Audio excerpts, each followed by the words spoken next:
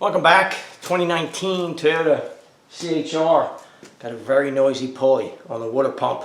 Bearing's going bad. We're going to replace the pump in this. We'll see how it goes. I don't think it'll be too bad. Actually, famous last words, but we're underneath on the driver's side. If you look up here, hopefully you can see that. There's the petcock. There's two shields. There's a small, short front shield and a longer under engine cover. It's just some 10mm bolts and a few push-in clips. Pulled that off so I don't get coolant everywhere, because I have a feeling it would go everywhere. So I'm going to undo that, drain it, let it start draining, and be careful with this. If it's hot, this one's hot because it just came in. So I'll undo the reservoir cap first, carefully, let some pressure off the system, but don't burn yourself. It's better to do it when it's cold if you can. It's draining, if you can hear that, over the fan. In the pan, just take the cover off here, just pop it up. Come on, there you go. Set that out of the way. We've got to get down in here. I'm going to bring in for a close-up. We've got to get the bell off of this. Water pump is directly below the alternator. And I think we're going to take this ground strap off just to give us some more room in releasing the tension on that belt.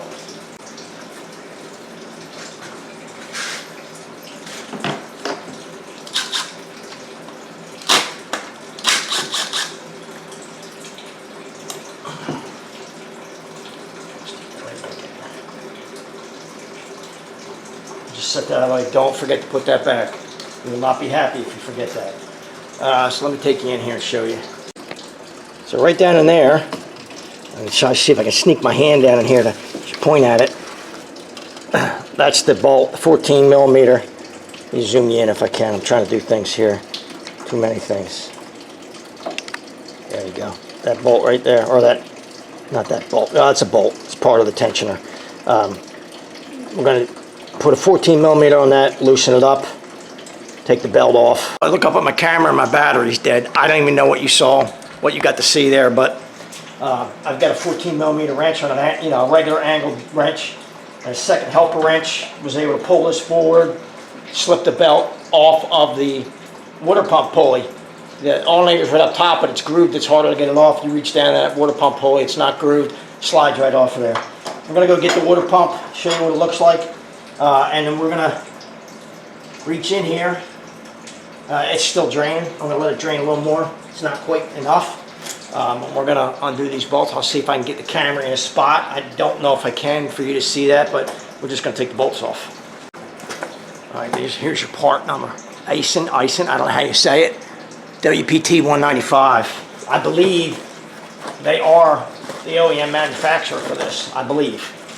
I can't say it 100%, but I'm pretty sure they are. And it comes with an O-ring. This is an O-ring gasket, not a paper gasket or anything like that. So that's what it looks like. So we got 1, 2, 3, 4, 6 bolts. I'm just going to set it out here, and as I take them out, I'll stick them in the holes. That way I know exactly where they go. I don't know if they're all the same length or not, but the easiest thing to do, really, is just to put them in the new one. And then if they're all the same, it doesn't matter, but if they're not, then I know where they go. I'm going to show you what I can't, you really can't see anything. You know, there's 6 bolts, if I count them right, 12mm to get this pump off. Let me get my pan, put my pan underneath, because I know as soon as I break this loose, I'm definitely going to get some coolant out of there. So let me do that, tighten my drain back up. All right, I've got the pan under there. Let's just start taking this off. At least that's the plan. Which you're not going to be able to see any of it.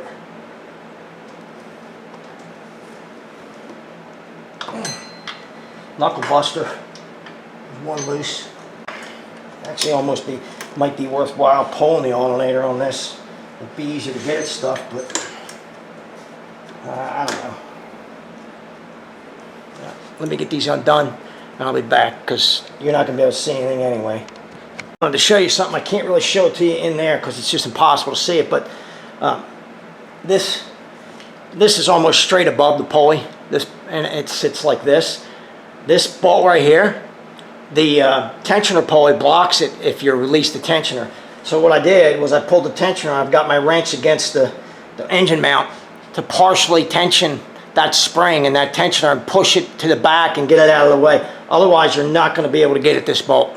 It's going to be blocked by that pulley. But you can just do that, and it sits there. Just be careful with it, and get that out. So I got to get these two bottom ones in that. I wonder if they're behind that pulley. No, they're not behind the pulley. They're underneath. I don't know. We'll figure it out. I already got one of them. I got to get one more of them down there. Can't see it, but let me get them done and we'll come back. Another tip for you. The bottom bolts. There's two bolts that are underneath. Break them all loose, just so they're not, so you know they'll come loose. Take those off first. If you leave them till last, your hand's going to be under there, and that coolant's going to be hot coming out of there. You're not going to be happy. So take the bottom bolts and take them out first. I've already got one of the bottom ones out over here. I'm going to get this other one out, and I'm going to work my way up. And the last two will be the top ones. So when this thing starts, leaking, coming out, because it's probably going to, I think it's going to leak some fluid. It usually does. Maybe not, I could be wrong, but it won't be all over my hand. It won't burn me. It won't burn you. All that kind of good stuff. All right, let me finish taking these out. It's out. It did leak a little bit of coolant. What I will tell you is all the bolts are not the same length. This is towards the front of the engine. These three bolts are shorter. The three towards the front are shorter, and these three are longer. So don't mix them up and break things. So I'm going to fish this out. I think I'm going to have to fish it through the wheel well. I'm going to try to bring it out the top, but if I was doing this again, I might pull the alternator on this. Because I know I can get it out the top, but it would also make it easier to get at the bolts and get my hands in there. It's tough, pretty tight, but if somebody's done this or somebody has tried it by pulling the alternator, leave a comment. Tell me, did it help a lot or not? I think it might. I mean, it's doable without pulling it, but I have a feeling I have to pull the wheel to get this out of here because I don't think it's going to make it out the top, but we'll see. I could be wrong. I don't think so. We'll see. Won't be the first time I'm wrong. Ouch, it's hot. I'll tell you what, it's hot. It won't come out. It'll come out the top. It will make it out the top. But, so, look at the, put a glove on. The thing's just burning me up.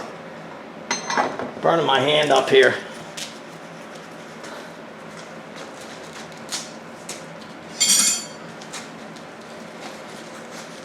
Alright. I still do have some feeling left in my hand. I don't know if you can see that or not, but you see that wobble in the pulley? I can feel it. I can hear it.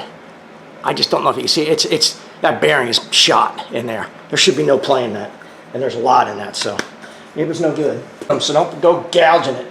Just get a hold of the seal, pop it out, and then get over it.